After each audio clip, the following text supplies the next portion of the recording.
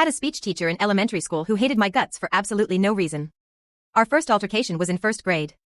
I had arrived extra early that day, so the teacher asked if I'd like to do the school announcements with the next student that came in. I agreed and went with the kid I went to the speech with. The teacher had asked me to make sure we go through the first grade hallway only so we don't get lost. We went to the office and finished the announcements with no problems. As we started heading back, this kid started going through different hallways, knocking on doors, and opening random lockers.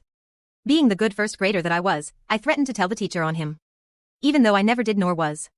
This made him so scared that he told the speech teacher about me. During second block, the speech teacher called her students out to the hall, which included me and a couple other kids. She then proceeded to make fun of me, call me a tattletale, and threatened to give me a referral sheet, all while all the other kids watched as I was bawling my eyes out. She then made me go back to the classroom and didn't allow me to have class that day, which I think isn't allowed anyways. I came back into the classroom with bloodshot eyes and tear stains on my face. The teacher called me back to the room and asked what had happened.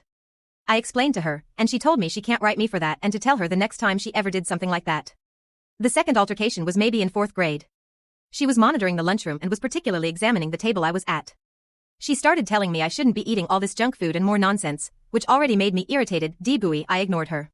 When she saw I wasn't affected or cared, she yelled at me for the way I was treating my friend. I was talking too loudly and making too many jokes. She then proceeded to write me up, and I had to go to detention. Instead of going, I went back to my first grade teacher and told her what happened. She had me sit down, shared her lunch with me, and told the detention teacher to exempt the referral.